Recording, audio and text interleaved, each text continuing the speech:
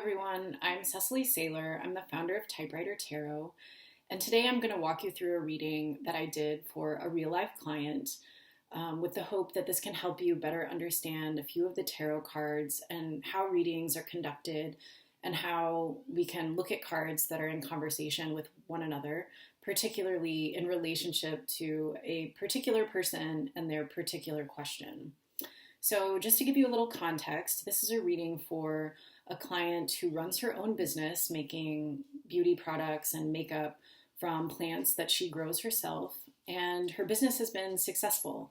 It started to really gather momentum before this pandemic entered our lives. But now, of course, people are no longer spending money in the way that they used to, and she's not receiving the purchases that she was previously, understandably. Of course, she works from home, growing her plants and making her products. And so that hasn't really changed for her. She's still in the same environment where she conducts her work, but now, of course, spending more time with her family. And she has really relaxed into what this situation has offered, which is more downtime, more time for taking it slowly and relaxing and kind of doing nothing, compared to before this crisis entered our lives, when she was working constantly and trying to maintain her business and keep up with the growth that was coming. So her question for the cards was whether she should spend her time during this pandemic really focusing on the business and building it more, or whether she should relax and immerse herself into this slow time. So we decided to pull three cards that answered that question. How should she spend her time in relation to the business in light of everything that has happened? So we pulled three cards together to answer that question.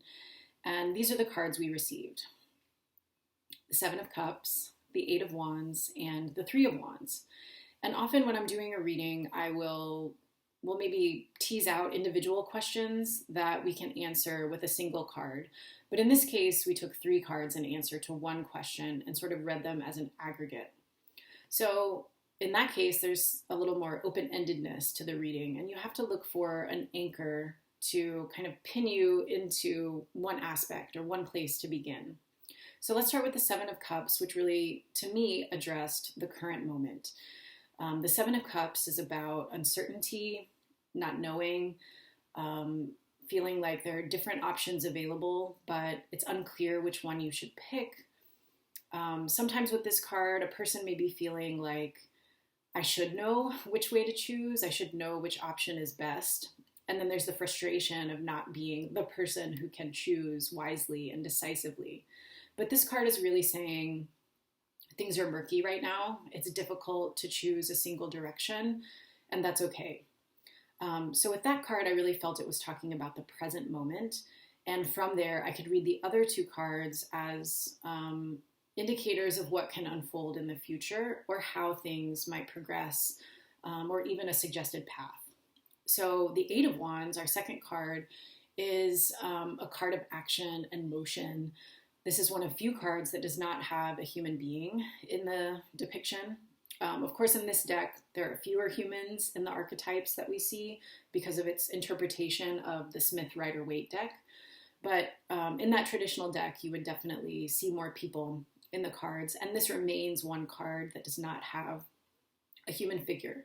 So here we just see these wands, which are representative of a fire energy, just swiftly moving through the air of their own volition, flying at great speeds, and about to land somewhere. So this is not really a card of taking it easy, sitting back, doing nothing. This is a card of moving forward and joining your action with the momentum of the cosmos. It's almost like a message that the cosmic winds, whatever spirits or allies you have that exist in the great beyond, they're kind of pushing you and nudging you and providing some additional assistance to move things forward. So this was saying, yes, don't just take it easy. There's work to be done. And not just that, but the promise of that movement and motion sits, I think, in the Three of Wands at the end of the reading. This is a card that describes expansion and growth. It comes after the Two of Wands, which is about bringing things into focus and deciding what you want to do and what you want to create. The Three of Wands is talking about the fact that you have created the thing that you want. There's a stability there and a foundation that's working and really rooted and has some strength. And so from that, you can begin to expand into even greater things, doing more, serving more, creating more. And so even though my client was a little disappointed to see this call to action, because she is enjoying the rest and relaxation that has come through this time, I wanted to take that into account actually in talking about this reading, largely because I'd done a reading prior to this one with her, where she received the Four of Swords, which is very much a card of relaxation and recharge, bringing yourself into stillness so that more energy can be restored and revitalized. So some of that may have already been happening thanks to this crisis that has also brought us many unfortunate realities. But that struggle to kind of stay still and recharge versus move and grow is really playing out for her. And so we talked about, in light of what these cards are saying, holding on to that relaxation that she treasures and really is enjoying right now, but also maybe finding time for the business here and there. So an hour a day, a couple hours every other day to go into the back end of the business, build some infrastructure, get things strong and steady and sturdy so that expansion can come later. That seemed to be the best way forward here. She wanted to know a little bit more, so we pulled one more card for her and received the Wheel of Fortune. So we were asking kind of, what is all this momentum about? Where is it going? To what end? And here comes the Wheel of Fortune, which can be sort of a befuddling card in some cases, and sometimes a card that almost resists answer. So rather than saying, here's what all this will be for, here is your reward at the end, this card, I think, circles back to that Three of Wands, which says expansion is available. We've already talked about it, so listen to that message. And the Wheel of Fortune here is saying almost something along the lines of the Seven of Cups. You know, we don't know which way this is going. You don't know which way this is going. But even in spite of that uncertainty, we know that the wheel is always spinning. It is never static or stuck. And so things are moving, and it's important to be moving yourself, even while things seem somewhat static and paralyzed. So this is a really interesting card to get as a clarifier at the end of the reading. So I hope this gives you a little more information about the cards that we've talked about and how they can relate to one another, and also how you might conduct a reading yourself.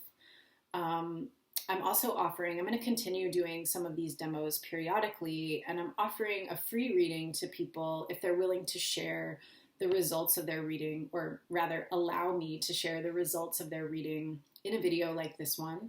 I won't disclose your name or your specific, very personal details of your life if you don't want me to. We can talk about what that would look like. But if this is something you'd like to try, please reach out and get in touch. Our email address is typewritertarot@gmail.com, and you can find us on our website, typewritertarot.com, and we're also on Instagram and Twitter and Facebook under that same name. So we'd love to see you again, and I'll share more like this in the future.